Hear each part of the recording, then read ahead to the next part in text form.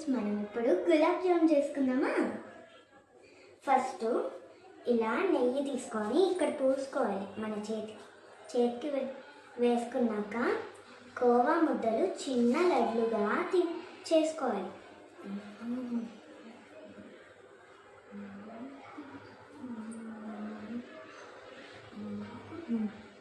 ఇలా ఇప్పుడు మన లడ్లు అయ్యాగా ఆయిల్ హీట్ అయ్యే వరకు మనం షుగర్ సిరప్ చేసుకుందాం.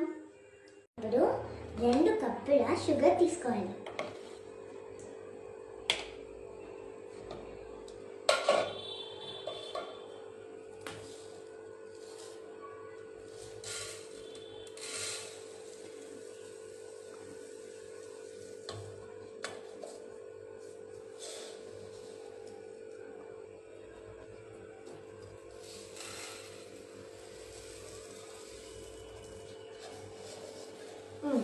మనం వేసిన షుగర్ చాలు. ఇప్పుడు మనం నీళ్లు పోసుకుందాం.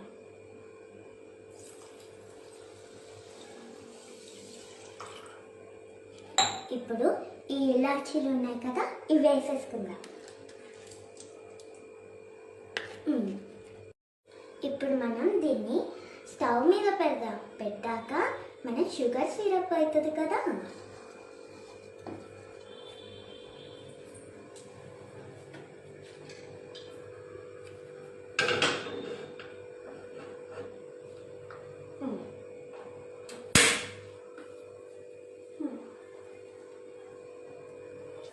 ఇప్పుడు మనం జామున్లేమో డీప్ ఫ్రై చేసుకుందాం. ఓకేనా?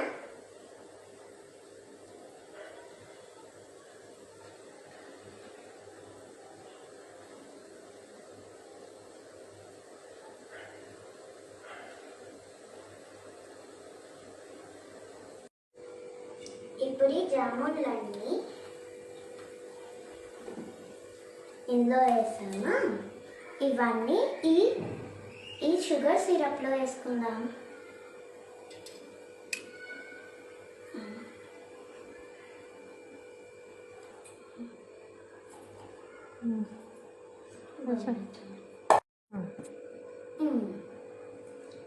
ఇప్పుడు మనం జామున్ వేసాంగా, మనం ఒక 1 అవర్ పెట్టి ఉంచితే ఈ జామున్లు ఫుల్లీ రెడీ.